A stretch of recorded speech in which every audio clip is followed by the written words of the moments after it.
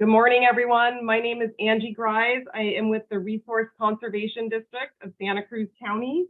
I just want to start by saying our hearts really go out to everybody, especially folks who have suffered some damage, and especially to those folks who are still recovering from the fires.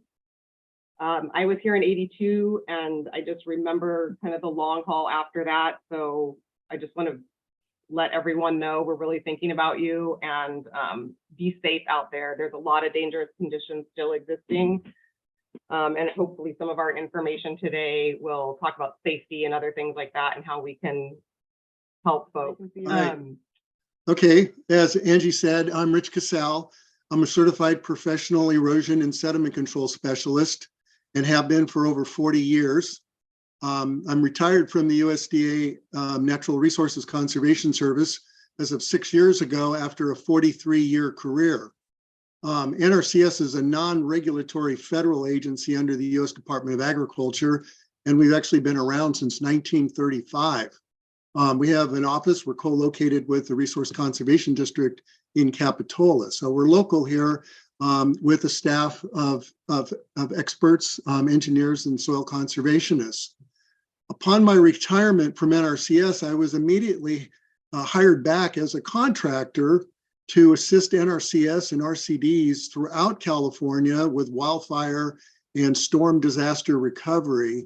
And I've been working with NRCS ever since.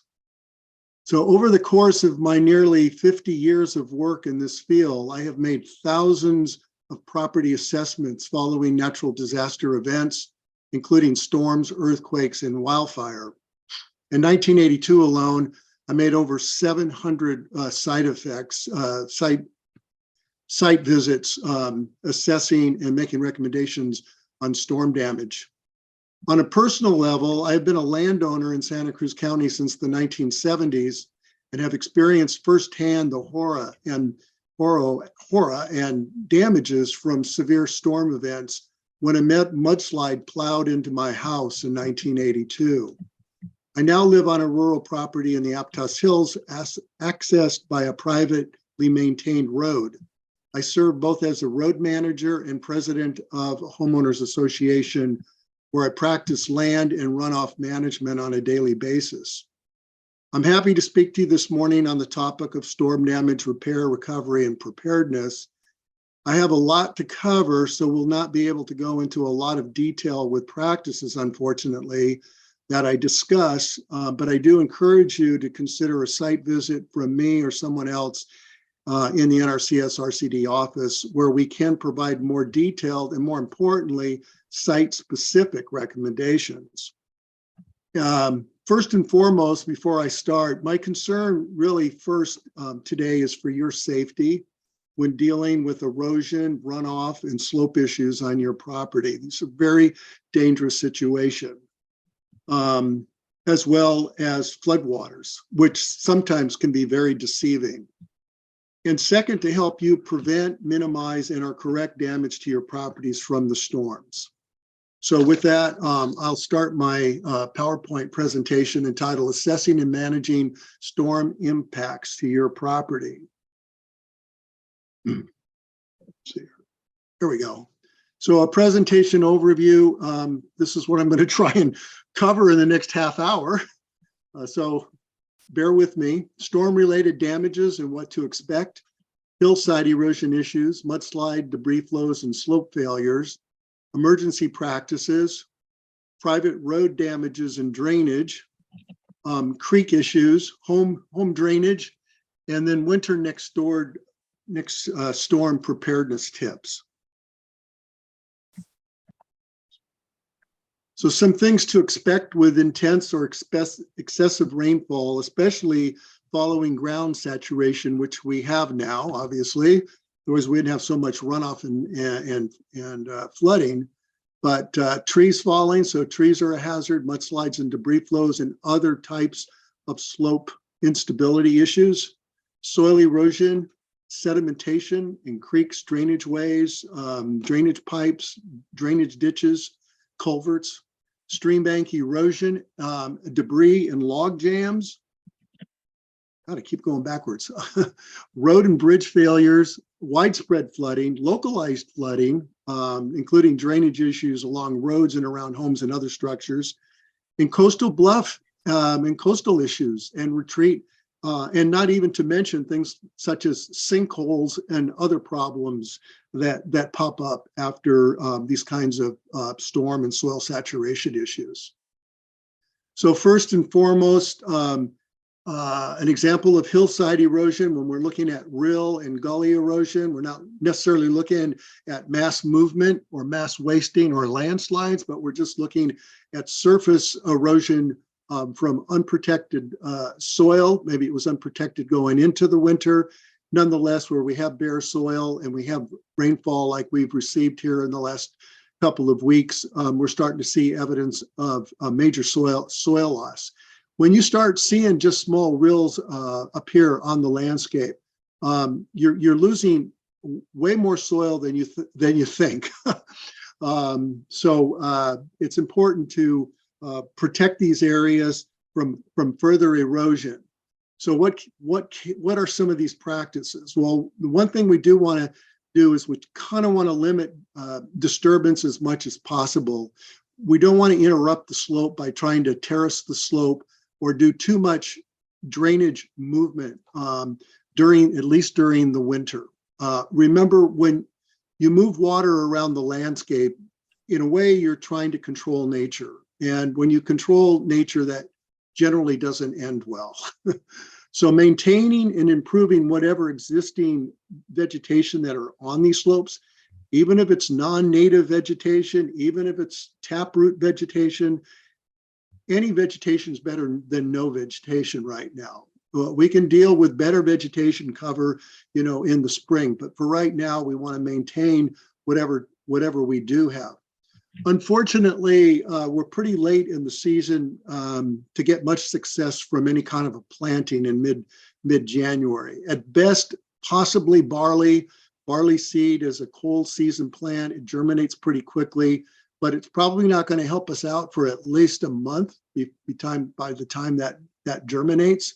And keep in mind that grasses are okay for erosion, surface erosion protection, but it really isn't going to help in a mudslide situation or a slope failure. But what you can do to protect bare and disturbed soil from erosion is straw mulch. I'm not a huge fan of the straw wattles that everyone placed around their properties. This is a site-specific call. Years ago, we were using bales of straw, but I rather break the bale out and use a layer of straw on slopes to protect bare, disturbed soil. And you only have to go a couple of inches. This time of the year where it's really severe, you can put it on thicker than that. But straw helps to absorb some runoff. It helps to slow runoff. It helps to impede impact of direct rainfall on the soil. And it can trap sediment as well. And then it will decompose at the end of the winter, and so it will add mulch to the soil and help plant materials in the spring. So reducing and manage runoff or slopes. This is looking at your yard runoff, patios, driveways, parking areas, rooftops.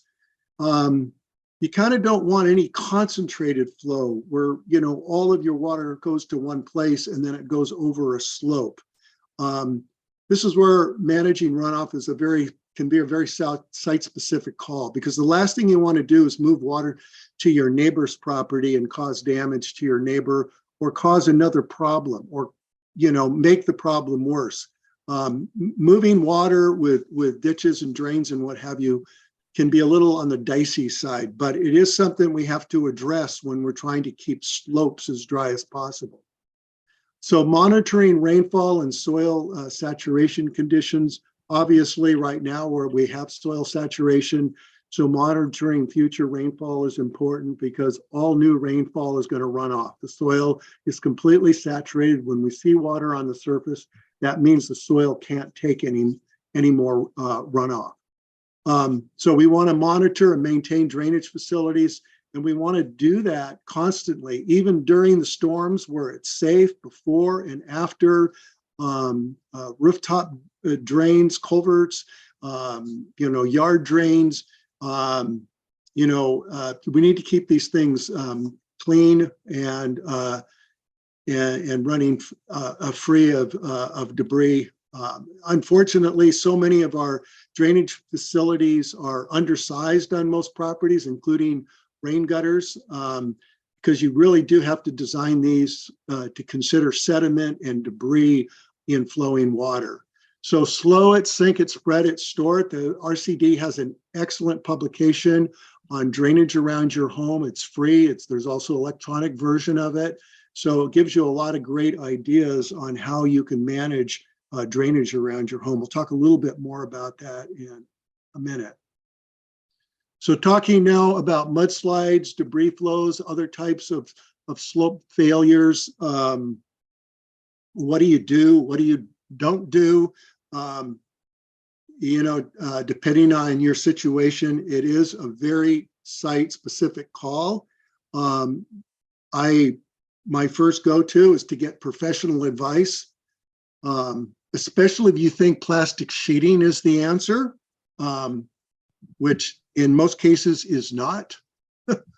And professional advice can start with the RCD and NRCS, since our services are free of charge and we don't have a vested interest. We're not regulatory, we're not a permitting agency, and we don't require you to follow our recommendations. So it's a great source of unbiased, unvested information on land and water and drainage management. So very important with mudslides and debris flows and slides that slide into, driveways or roadways, or even just at the bottom of the slope, is not to disturb the debris accumulation at the base of the slope, if at all possible. Sometimes it's not possible because the debris is completely covering an important access route or road, but minimize the disturbance as much as you can. That debris accumulation is acting as a footing or as a temporary foundation for the slope. As you move that away, it could potentially cause more sliding. So you want to keep keep drainage away from that debris accumulation as well. And sometimes you can do that by making some ditches around the top of the debris accumulation. That's the material that slid away from the slope, which you see at the base of the slope. If there's a mound of soil there, sometimes what will happen is water will collect behind that accumulation. You want to drain that water away, because that impounded water is basically saturating the debris. And as that debris liquefies, it moves away from the slope and more sliding can occur.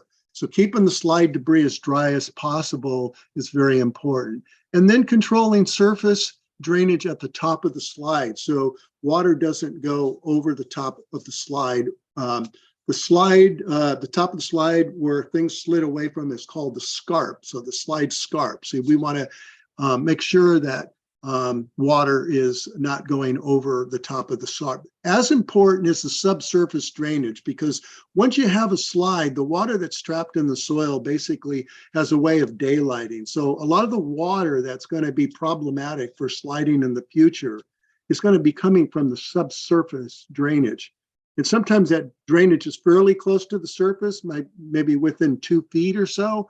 And other times it's too deep to even try and capture it. But sometimes subsurface drainage around the top of a slide is not a bad idea. Again, it's a very site-specific call.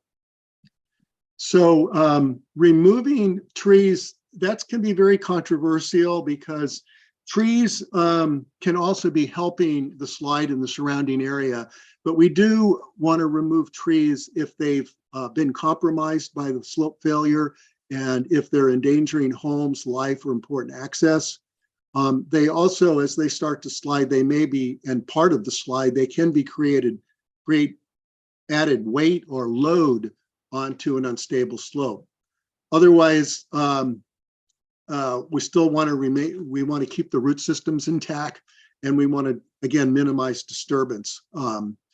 So make sure that water does not pond and collect in the depressions, even if those depressions form outside of where the slide debris is. And hand dug drainage ditches can do that. You still have to be very careful. I wouldn't be doing this in the rainy season, just in the event, again, safety first, that any additional sliding is occurring or it gets be very muddy and mucky. I mean, I've sunken down to my knees in some of that really super saturated soil. So you've got to be very careful and do it when it's safe. Willows might be a possibility on some slopes where there is the plant materials on site. Again, willows, this is a time of the year when you can take willow cuttings, when you can plant willow cuttings. Willows have a root system and they're plants that take up a lot of moisture out of the ground. So in one of the cardinal rules with slide repair and recovery is to de-water the slide. And plants such as willows do that, and they also help to reinforce the toe. So they kind of over time provide sort of a natural retaining wall. So some of the temporary and emergency practices that are used following storm disasters include the following: plastic sheeting, sandbags, hand dug ditches, jute netting and erosion control blankets, grass seeding, mulching, hydromulching, and various other products installed, and usually installed without professional help. They're emergency practices. They're kind of homeowner, property owner installed practices. Some of them work, some of them fail miserably. Common things are things like filling eroded areas with broken concrete, raw cut brush. You can do that. There are ways of doing it right, but before you do that, you should get professional, advice. So plastic sheeting, slope protection, you need to use with extreme caution. And next couple of slides, I'm going to tell you why. First of all, plastic kills plants and roots under the plastic. So if you were to use plastic, you should use clear plastic. Plastic increases runoff and it saturates the toe of the slide, or can cause other problems because it can reroute the water that comes off plastic. I mean, think about it, an area that's only 30 feet by 50 feet, otherwise 1,500 square feet, an inch falling on 1,500 feet of plastic, square feet of plastic, is over 1,000 gallons of water. That's all new water, and the plastic can direct that into one place, or it can sheet the water off of the plastic. And so we have to be very careful. Where is the water going from the plastic? Most times, as you saw in this previous slide, only the scarp is covered, and all of the water from that plastic is now saturating the rest of the slide area and the debris, which is actually the most important area of the slide area to keep dry, not to put more water on it. So it's almost always the wrong thing to do, but I'll mention a couple of things that you can do if this is your course of action, but I still would recommend that you get advice before you decide to cover your slope with plastic. Plastic retains moisture in the slope. So when the idea is to dry the slope out, not to retain moisture in the slope. It may also cause others to do the wrong thing. Seeing how it's such a visual practice and it's done so often, people just automatically think that's what you do. It seems like common sense. It's eroding, it's wet, it's eroding, cover it up with plastic. It may cause others to do the wrong thing, and we don't want that to happen. It's costly and it's high maintenance. When I say it's costly when you have to do it right, not when you just throw it over the bank. And it's very high maintenance, because I'll mention why it's high maintenance in a minute. And it's almost never installed right, so it does make the problem worse.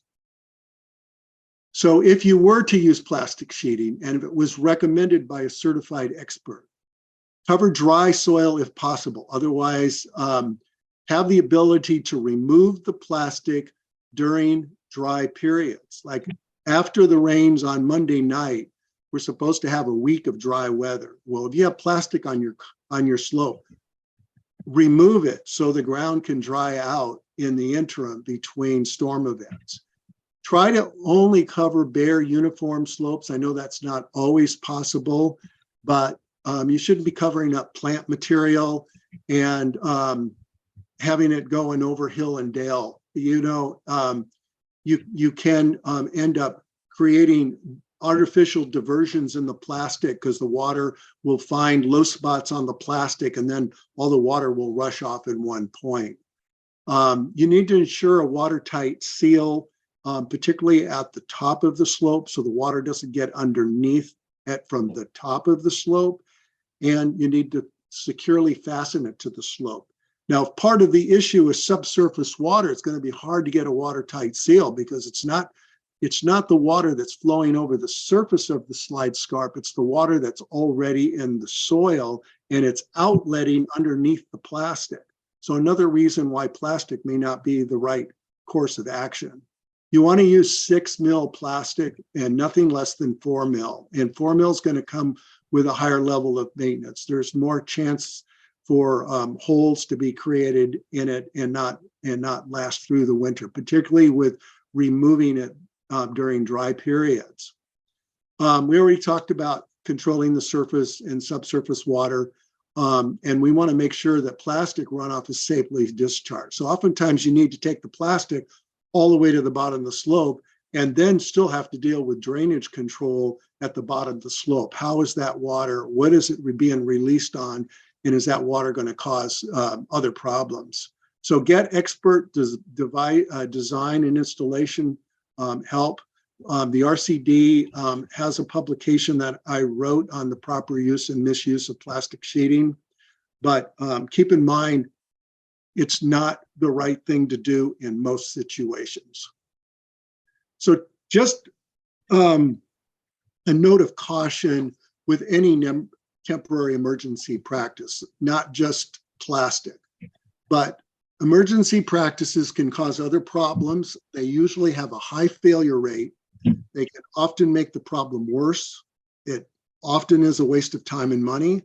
They're short-lived, they're high maintenance, and most of all, they can give a property owner a false sense of security because you feel like you did something. You feel like you had to do something, so you did something, so you feel like, okay, we can deal with this when the rain's over with, or we can deal with it in the spring, when all the time you may have made the situation worse and you may have created even a higher hazard without even knowing it. So even before you use some of these emergency practices, it still would be a good idea for you to get some professional advice. So when we talk about private roads, and even if you live along a county road, there's drainage and erosion issues and slope issues, sediment issues, debris issues. There's so many issues that take place during a storm that need to be addressed, and not 2 weeks from now, but right now.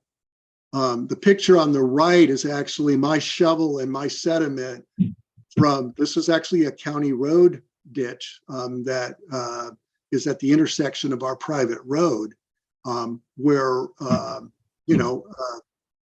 roadside ditch. I just can't wait for the county to come along and pull out debris or take out sediment to make sure that the culvert is draining correctly. So I take it on my own to do it as safe as I can. I mean, typically the county would probably require an encroachment permit for you to do this on any large scale, but where it makes sense and where it's safe, I suggest watch these culverts and drains on your property, on your private road, and maybe where your private road intersects a county or public road. So we're already seeing some significant damage on private roads, as you can see in the left-hand picture, which I took just a couple of days ago. So we're getting some pretty significant washouts. The picture in the upper left-hand corner is a trash rack that worked, but as you can see, it's starting to fail. Now that's a trash rack or a debris catchment that catches debris before debris is able to enter into an underground culvert. So you want to try and collect debris before it plugs a culvert from the inside. But what I mostly see when people do this on their own is what you see in the bottom left picture.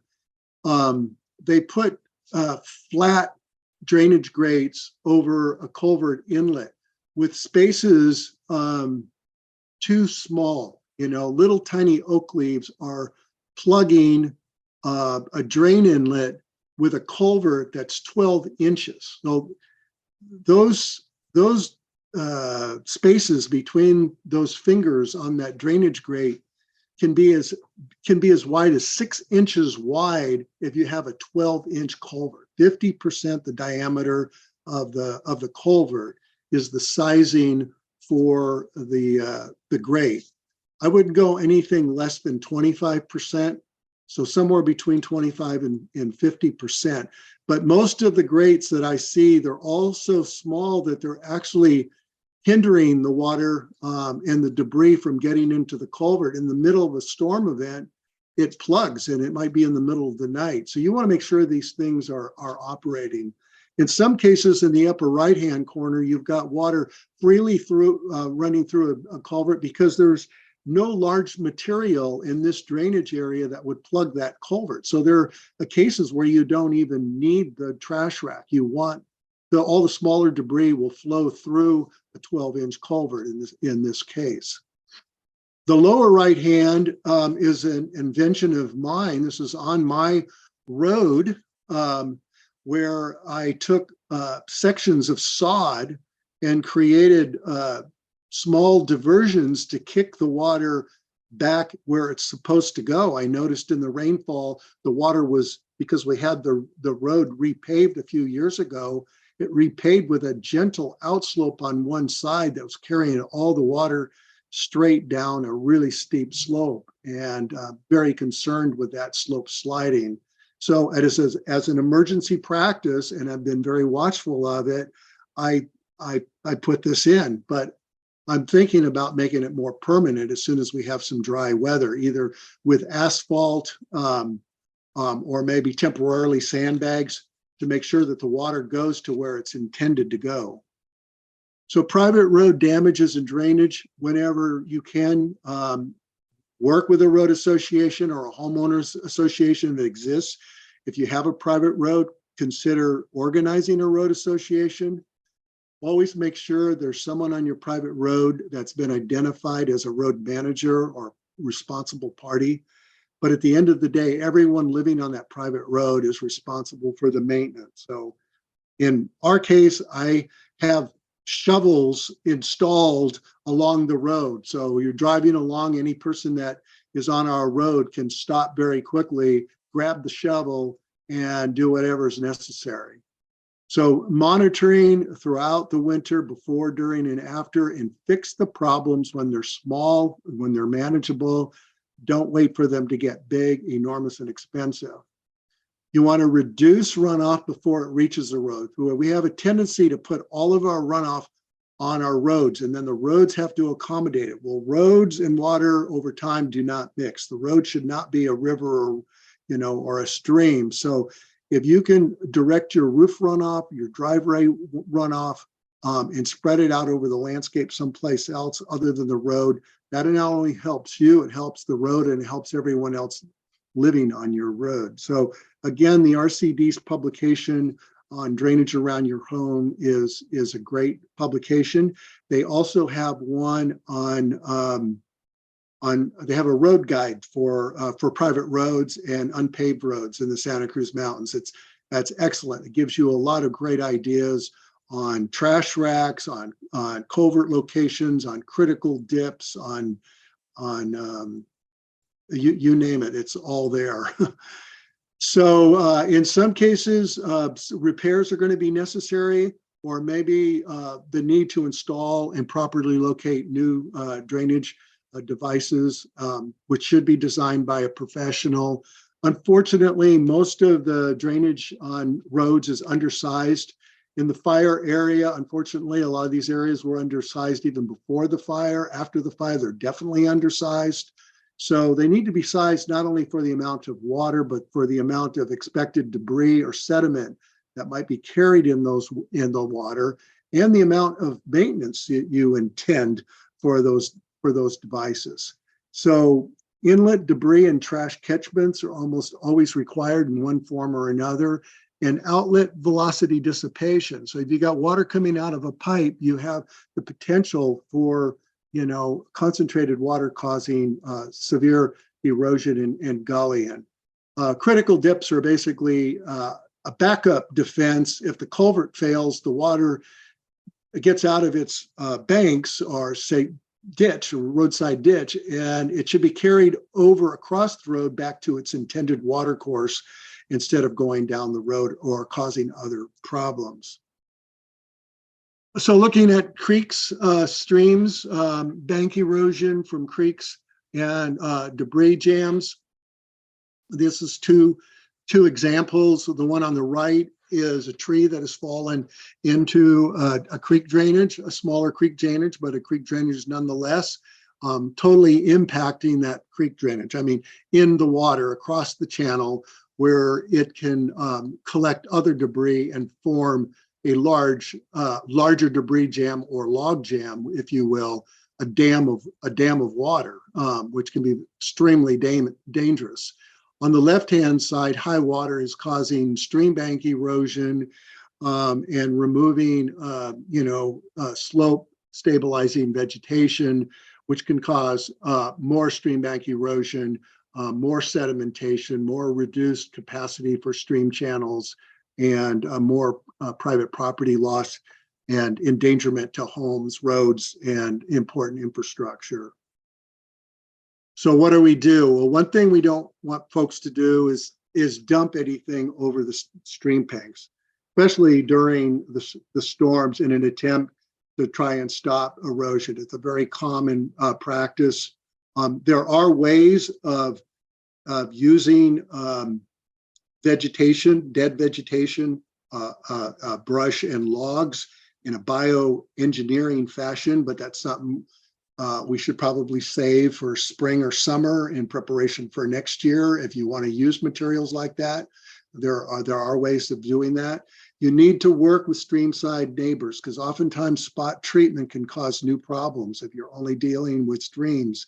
Streams are very dynamic, and generally stream issues are affecting neighboring properties, both on the opposite side of the stream, upstream and downstream.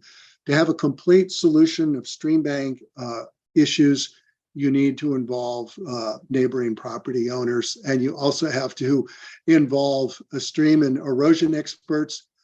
In most cases, probably in all cases, any kind of stream or stream bank work is going to require permits from any number of regulatory agencies.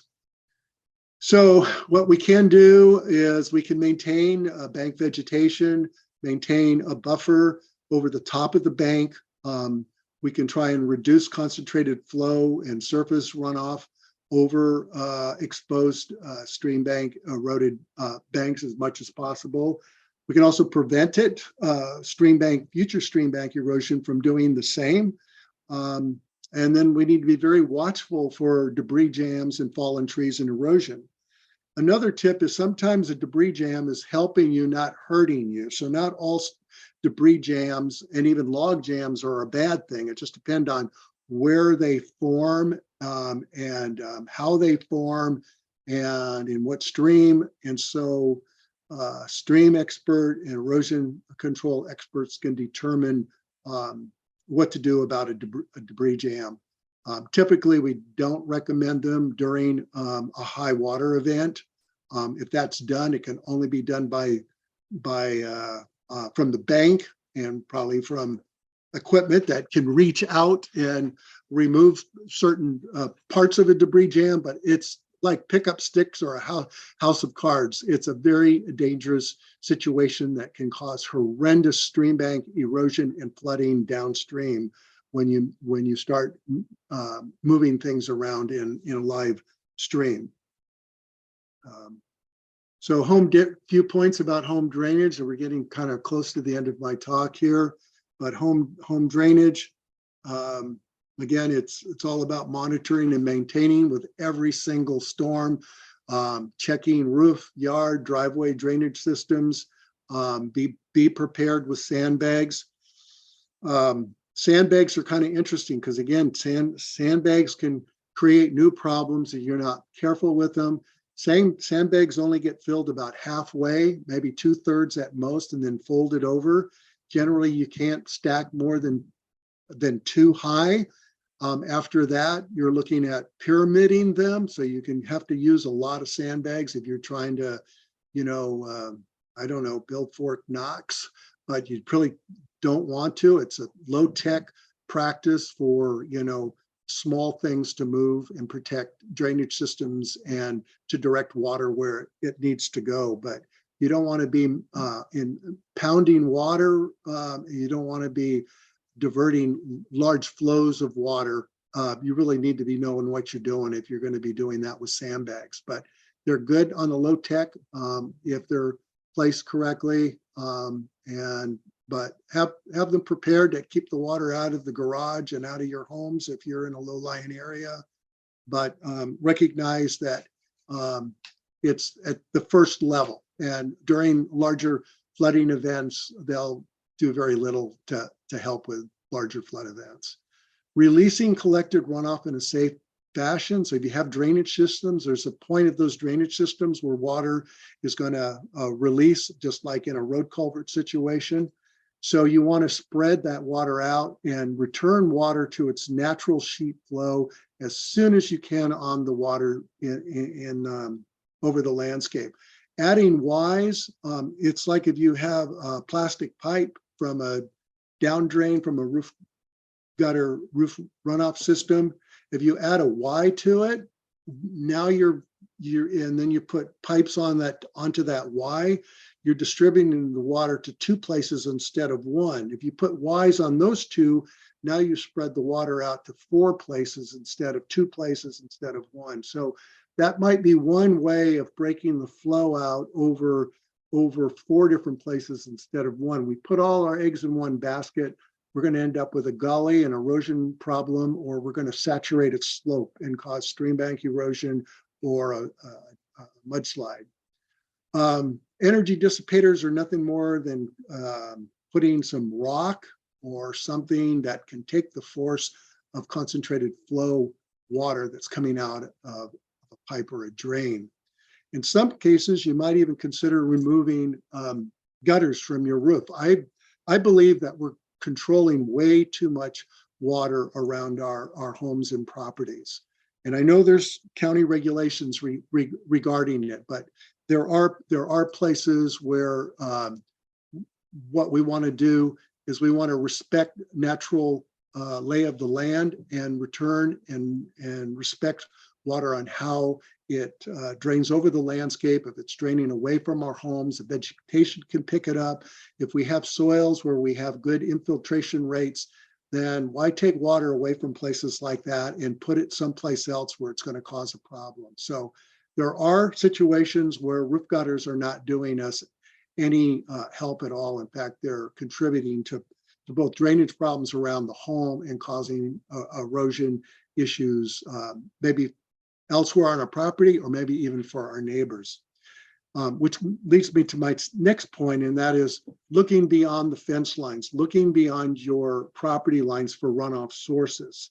So in most cases, runoff problems, erosion problems, landslides, they don't respect property lines. So when we're trying to fix a problem, we generally have to involve the neighbor. We need to deal with the source of the problems if we're going to fix the problems once and for all. So working with neighbors, looking at the sources of runoff before we throw everything but the kitchen sink at a problem, we can sometimes fix a problem for pennies on the dollar by dealing with the source of the issue. So part of our site assessments include looking beyond the fence line, and we also ask you, if you feel your issue goes beyond your fence line, then please have those property owners present when we make a site visit to your property so we can talk to everybody at once.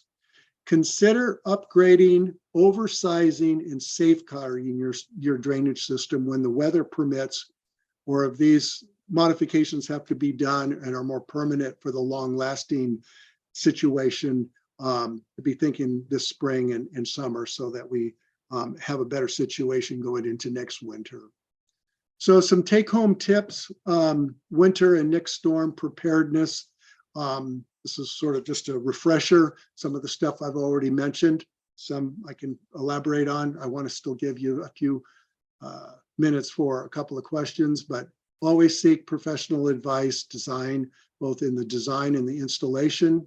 Work with neighbors, homeowners association, road associations. Minimize disturbance to soils, especially during the rainfall periods.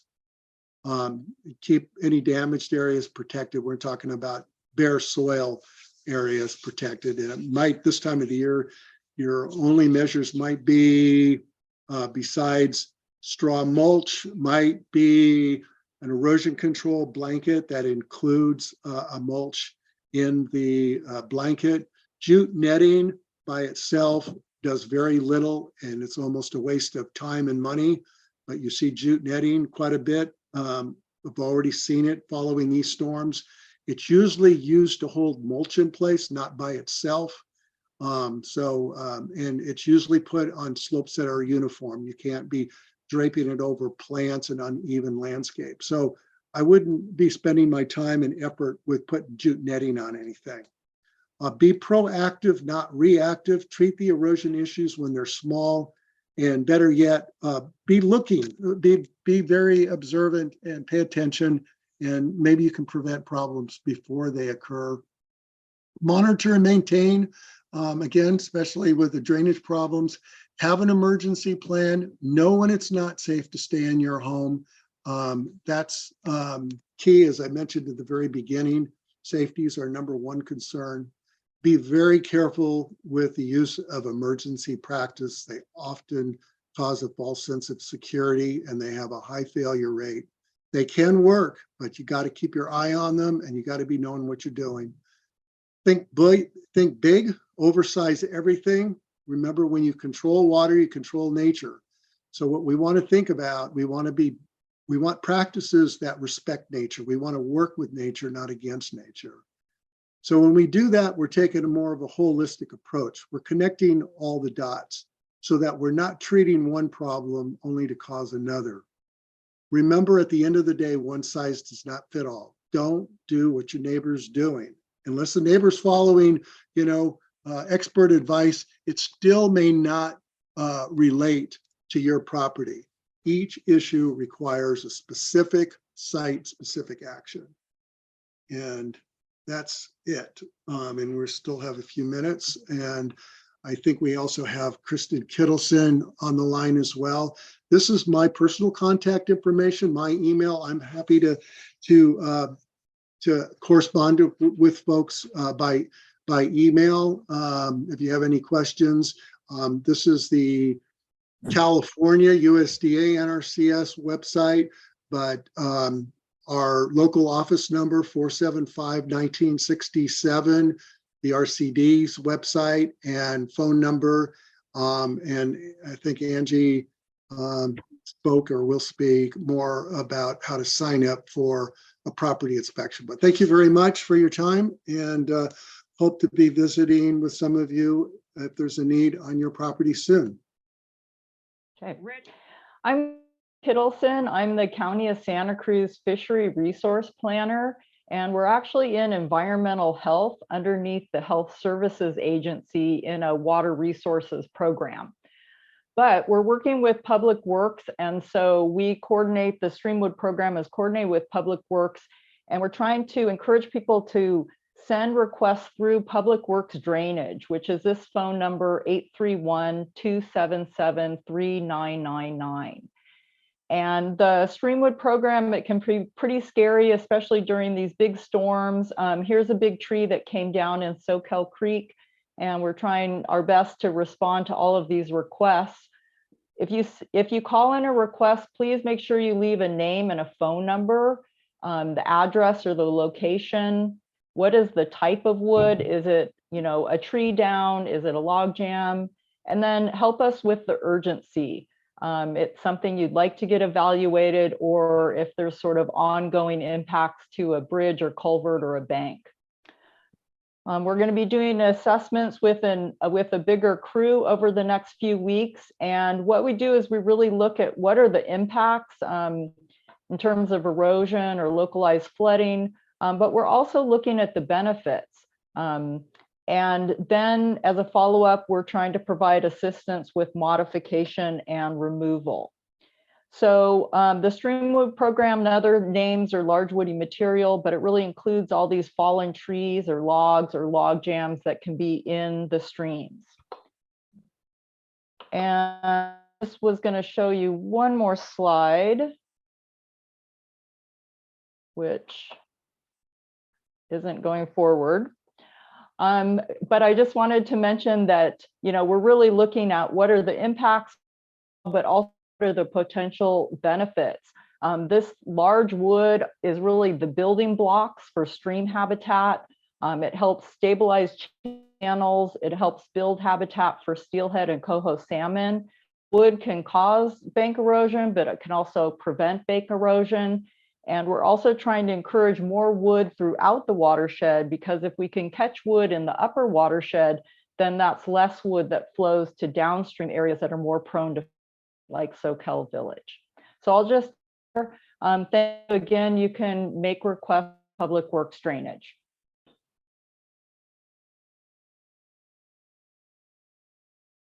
Kristen, thank you so much. And did you want me, I have your slideshow if you want me to show those other two slides.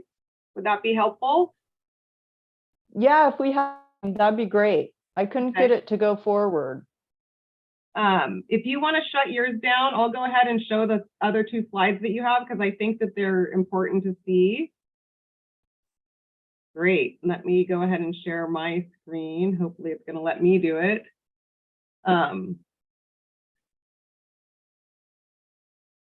Can folks see that? And can you hear Kristen still? Oh, wait. Yes, there it is. Okay, people are raising their hands. So if you want to maybe describe this slide, and then I can go to the next slide too. Yeah, so this is just a photo from this storm where we had a lot of wood come into the upper branch of Soquel Creek. And I just wanted to show it to show that, streamwood does have a lot of positive benefits. These storms are really an important episodic input of streamwood into our channels, and we want to protect as much of it as possible for habitat for steelhead and coho salmon, for channel stability, and again, for flood protection in downstream areas. So we hope that people will call and ask for an assessment, and we can look for that trade-off between impacts and benefits and see how much wood we can keep. And the last slide that Angie is just going to show is I just wanted to show, a lot of people remember in 1982, there was a huge log jam at the Soquel Avenue Bridge that really contributed to flooding in Soquel Village. And the county did do a study after this to find out why so much wood had ended up in Soquel. And it was really because there had been so much channel clearing done the previous summer that there was no place for wood to stop and get caught along the way. And there was nothing to slow the flow down. And so all the wood ended up in the village. So that's just something to remember. A lot of people remember this impact, but not as many people know what the results of the study was, is that modifying wood makes it more mobile, and then it ends up further downstream causing other problems. Okay, thanks.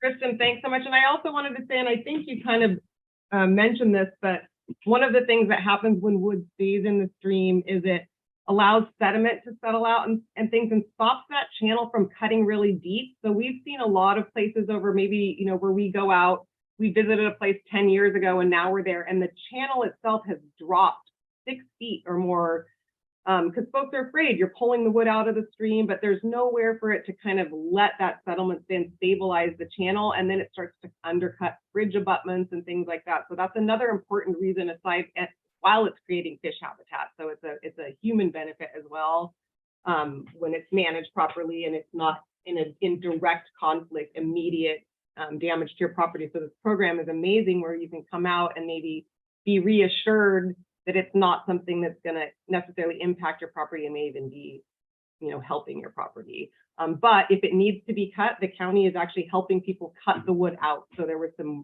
wood jams on some bridges and they went out immediately and cut that wood and cleared an opening so that the bridges didn't, flood. So I think that's a super important, they're there to help you, and it's a really important, great program. So Kristen, thank you so much. I'm going to stop.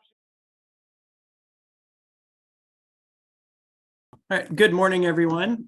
Great job, Rich and Kristen. I really enjoyed the talks. We have a lot of questions.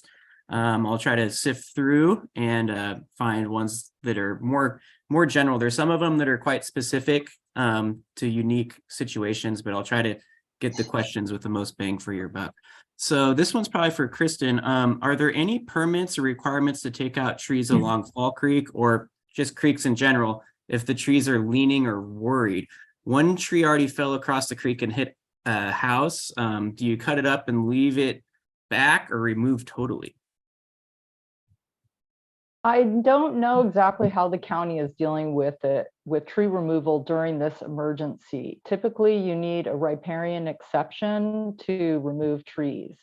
Fall Creek is a little bit of a special situation. It has a very deep incised channel, and the California Department of Fish and Wildlife is interested in leaving more wood in that deep channel to build habitat.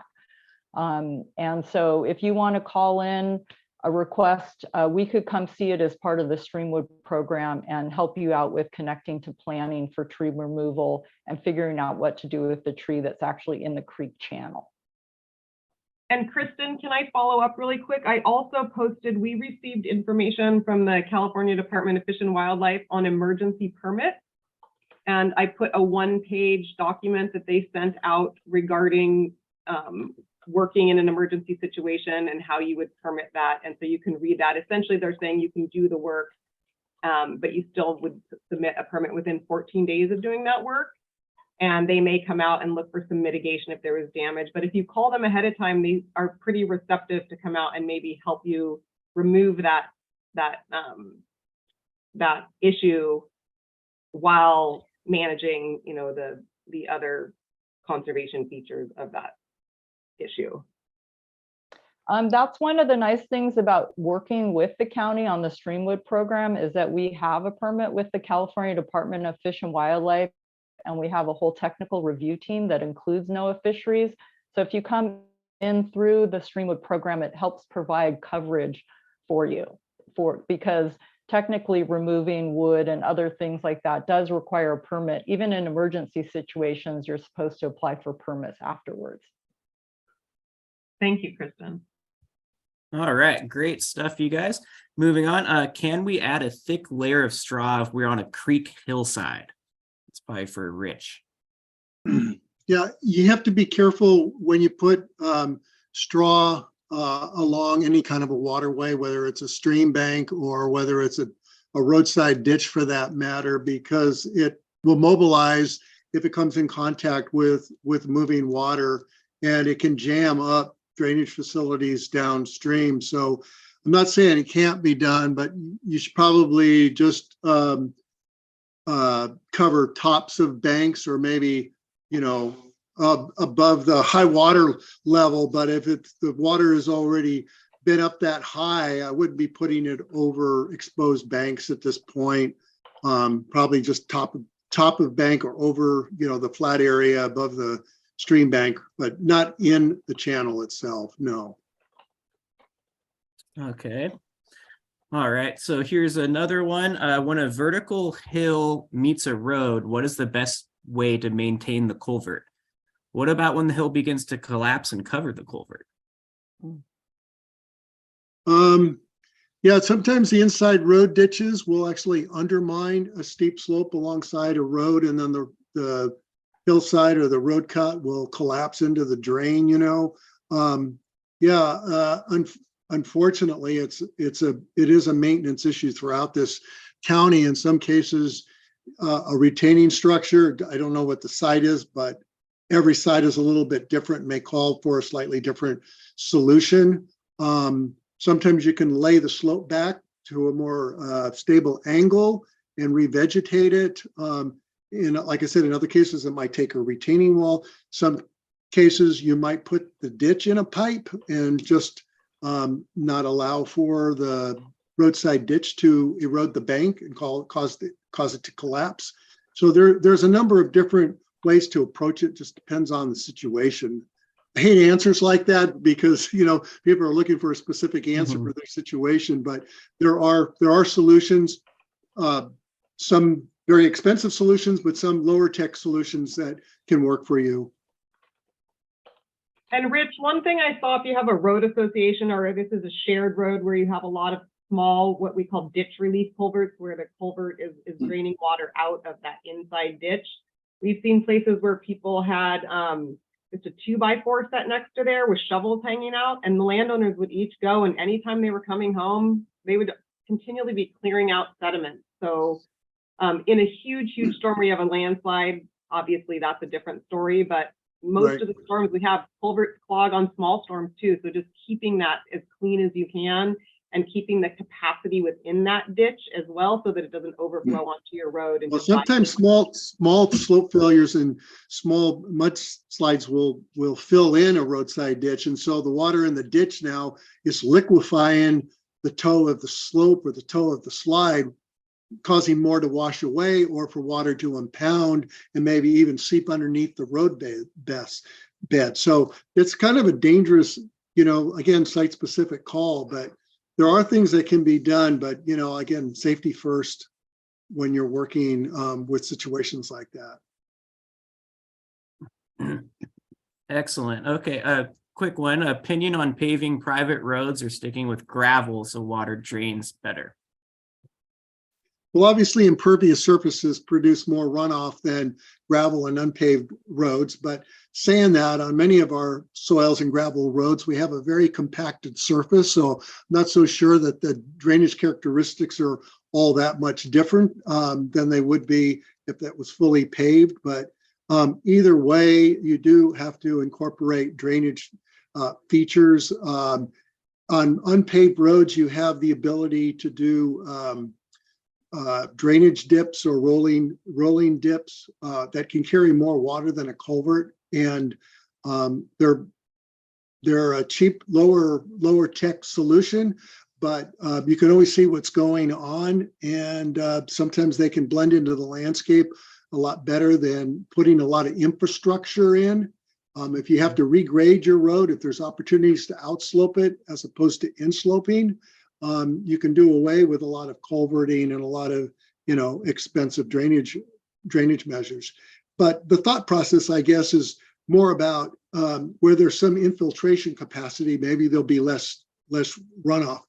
Gravel roads do have the ability to have slower runoff because the gravel is got a roughage, you know, because the water is filtering through gravel, even if it's on the surface than if it was just on a slick surface. So the water generally is moving slower on a gravel road than on a paved road. So that might have some benefit depending on where the drainage outlet is. Okay, great. Suggestions on where to purchase erosion control blankets or erosion control materials? You know, usually we try not to give one business an advantage over another by being a sole source. But Angie, do we have a list that we were providing following the fire to erosion control supply outlets that are local that have some of this stuff on stock so that people don't have to order it online? And what are the best materials to use? But yeah, I don't have, I can pull up that old list, but I would say you want to just check with your landscape supply stores. And then most importantly, especially with wattles, and I think somebody asked about wattles here, it's really critical, especially if you're trying to manage water, that they are controlled properly. There is on our website a how to install straw wattles, the key being that they're on contour so that they're not actually directing water in a way that's making it worse. And so there's some information on how to install wattles. They all have to be keyed in. They can't just be, you know, laid on the landscape. They need to be keyed so there's in. a They need whole to be in a how-to. shallow ditch. but most of them aren't, There's a and whole how-to video, Rich. that right. is- Yeah, we have handouts on some of these practices, including erosion control blankets.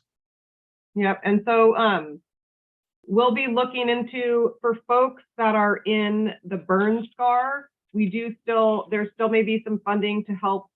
There's a certain dollar amount allocated per household to purchase some erosion control materials. And we do have someone that can come out and maybe make recommendations of what you should be using. So potentially seed and, I say seed, but that's actually not going to work right now. It's too cold probably for any seed to grow, but we may have some services. So you can go ahead and email us. And if we get more information about providing either wattles, et cetera, to folks at no charge, we'll certainly get that information out there right away. I want to make sure that people know that they can email me with their questions, richcassell3@gmail.com, because I know that we're running late in terms of any other questions here. I know we still have quite a few people on board, but if there's any really burning questions, Yeah, I think we'll finish up the questions, Rich, since it's being recorded. And if folks need to get off, they can go ahead and get off the call, but they can come back and just sort of, scroll forward to the end of the And call. I can come out to their properties too and look at it firsthand and give them advice, so it's more site specific. Yeah, for site-specific stuff, it's really going to help to just request a site visit. I did want to point out one thing in the slide, Rich. I think you did mention debris flow and landslides. That is one thing that we don't provide actual recommendations on. You really need a geotech. We can't come out and tell you that there won't be a landslide or actual debris flow on your— Anything geologic, yeah, anything geologic in nature. Although in my business as an erosion control specialist, anything that's in the upper couple of feet of the soil, so shallow mudslides are still kind of an erosion feature and not like a deep-seated landslide that's rooted into bedrock, that kind of thing, or that kind of land movement, or an oversteepened slope or a fill slope from a road that has slipped out. That's still more of an erosion feature than a geologic feature. So I know when I can advise on those situations and when I can't. Yeah, exactly. Go ahead, Kristen.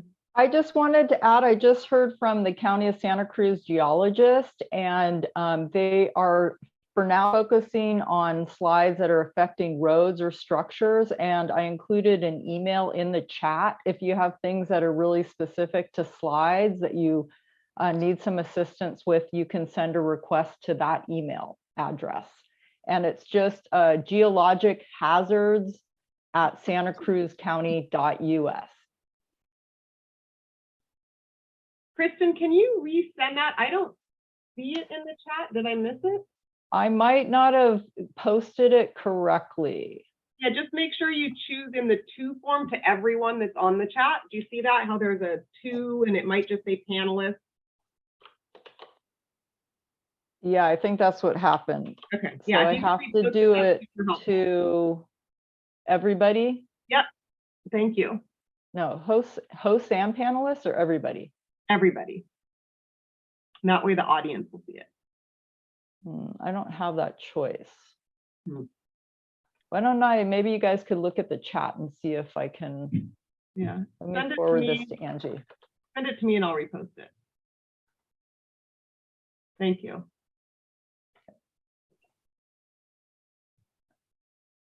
Hey, any more questions, Cameron, that seem like they're relevant to the whole group?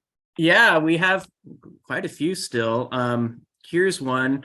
If there's a house in danger of being undermined by a slope failure, is there a way to get an emergency assessment from the RCD before the 17th?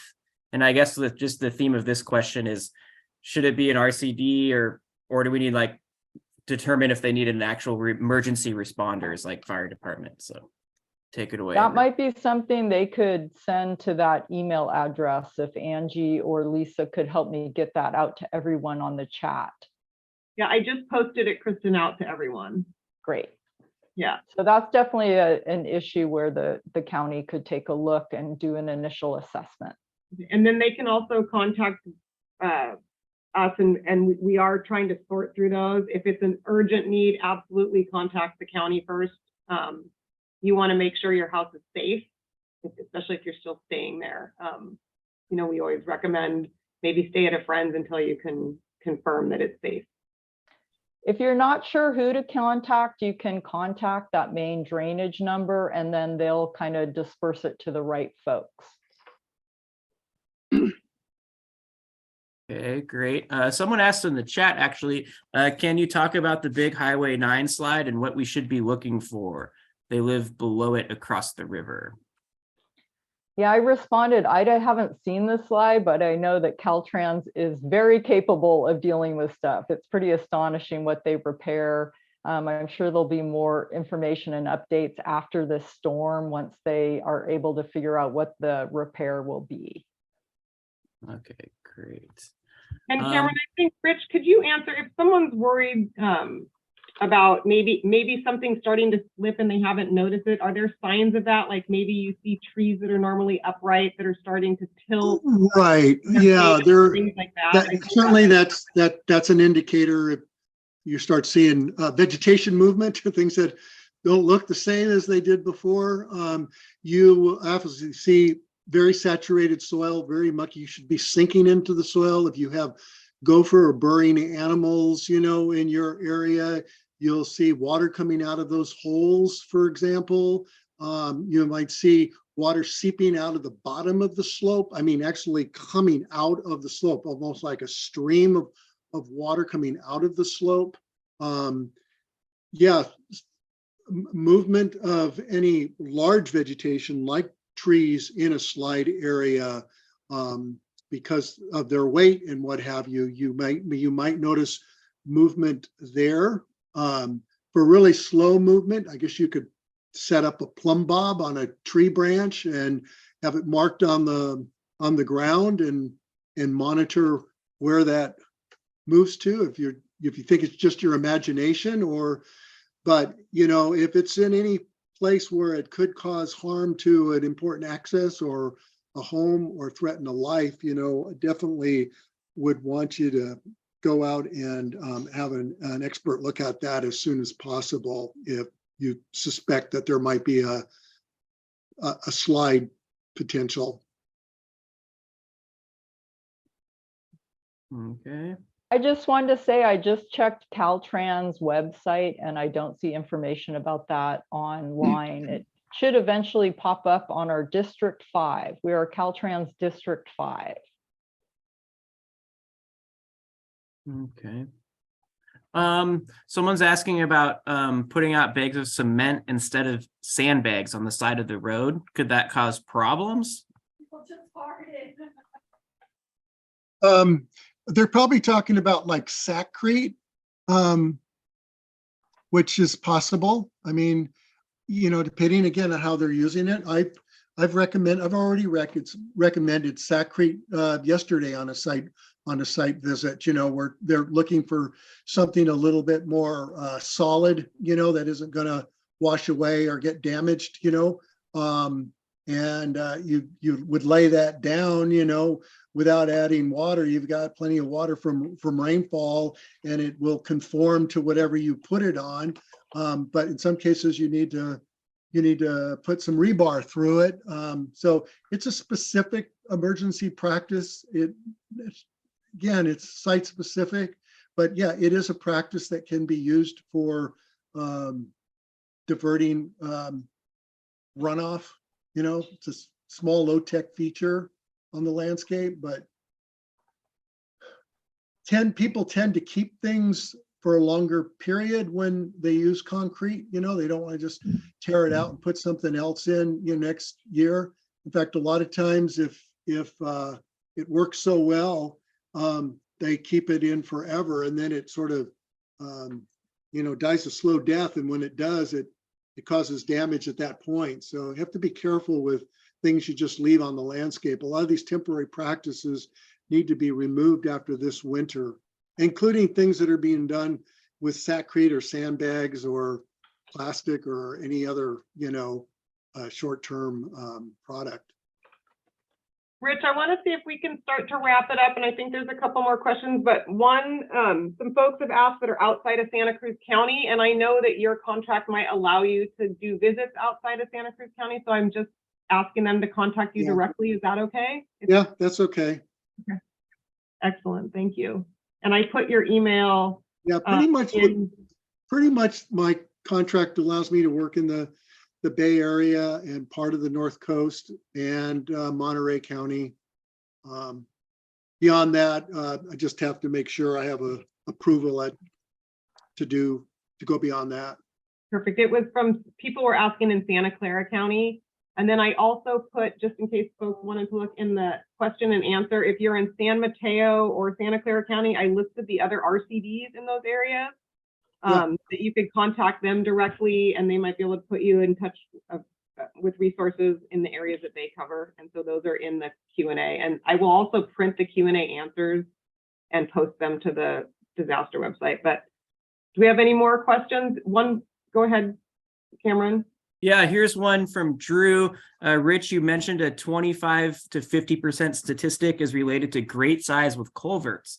Could you revisit and re-explain that? Thanks. It's the spacing on the fingers in a grate or a trash rack, the spacing between them.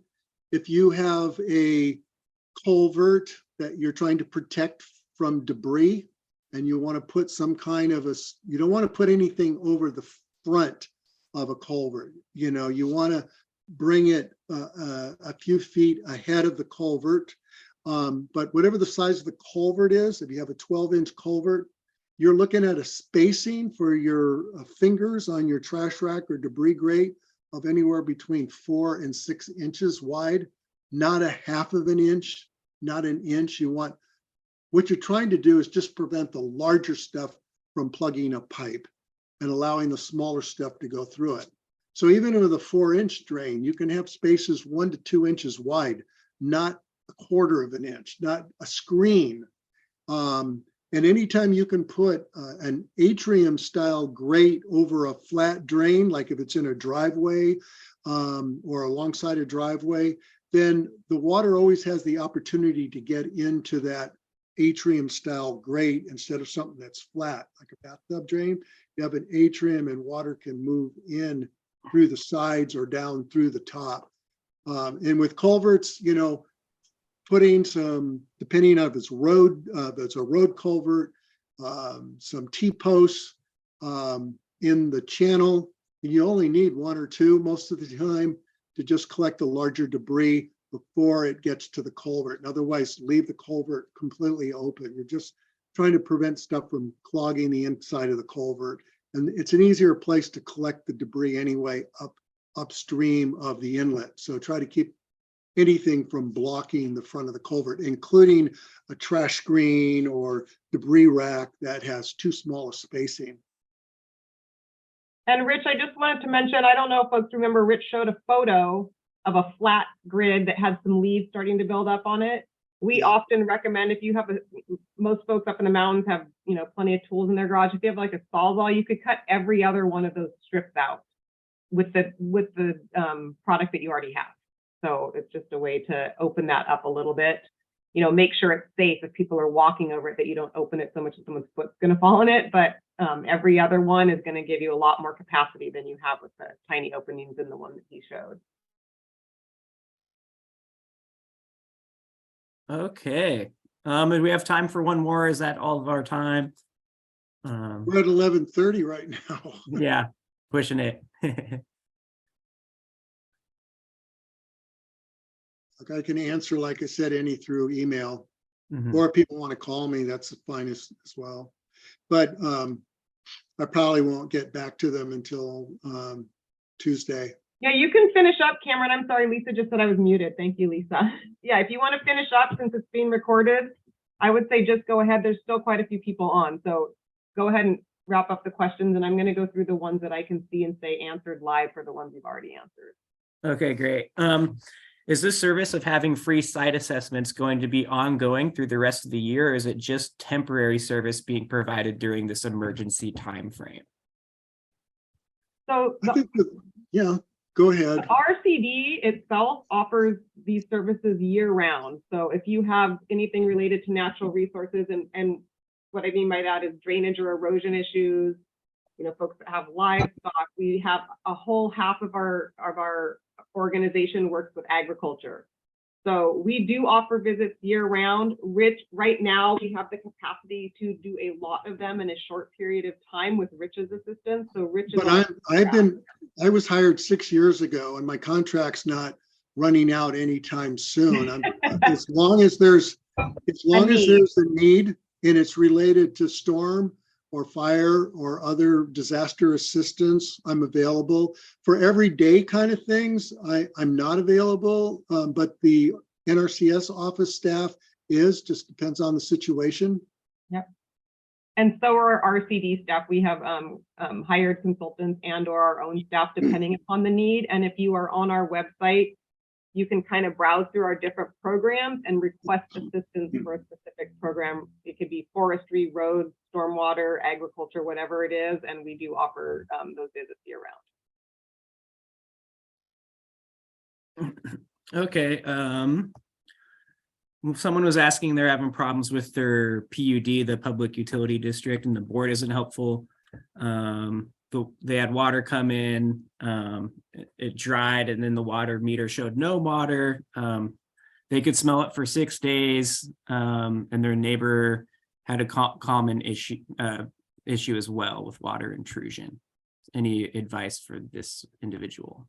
I think that sounds like a county related. Is it maybe, I don't know, Kristen, it's a PUD, right? I'm not super familiar. So. Is it related to floodwaters or from just a localized drainage from around the home? Well, we won't be able to answer that because they're written questions unless they're still okay. Yeah. Type it. So I would say maybe they can use that resource that Kristen listed. There's also in the post of resources I included, you can also fill out a form instead of calling the emergency number if it's not an immediate emergency, and maybe someone from there could help. You can also request a site visit from us if it seems like something that we could help with. Great. Someone that you visited after the CZU, Rich, you did a site assessment and it was very helpful. They have a steep hill with a mudslide. They're managing to maintain it so far. Do you support to supply seeds or jade nets? Oh, jute netting or seeding. Like I said, this late in the season, the seeding's not going to help very much, and it doesn't help that much with debris flows anyway, just surface erosion control. In terms of the jute netting, any kind of netting is usually used in combination with straw to hold the straw in place. So if you did use netting, you'd want to put straw down first, but usually it's only on slopes that are too steep that the straw can't be held by any other means. Erosion control blankets are a little on the expensive side, depending on how much you have to cover, but generally they incorporate mulch in the netting. So it's a one kind of application, and there's a specific, specifications that go along with an installation. It's fairly straightforward, but nonetheless, I've seen him put in incorrectly quite a bit. So make sure if you're going to go to something like erosion control blanket that it's done properly. But yeah, like I said, I think the jute netting might be overkill or unnecessary, and a waste of money. It doesn't really do much just to hold a slide together or soil together. And the disturbance you would be making on the slope, particularly if it's previously been burned, might negate any benefit of putting it on there, because you'd probably be doing other damages in the installation, possibly. Like again, all of this stuff is so site specific. That's why, and one reason why I didn't go into too much specifics with the practices that I talked about, because a little information can be dangerous. And a lot of information could be even more dangerous unless we have a site assessment first. Okay, great. I will say that in some cases, some of the shallow or superficial sliding that's taken place looks worse than it is. If that helps. Sometimes it's a fill slope failure, and all we're losing is fill that was placed over native ground, to flatten out an area. Sometimes it has slid back to a topography change in the landscape, and that's probably as far as it's going to go. There's no more hill to slide, so we're seeing the worst case scenario. It's typically not going to get worse, but again, it's a site specific call in terms of what's going on, what's there, and what it is and what it isn't. Okay. Cameron, I think that's about it. We're way over our time, but I think it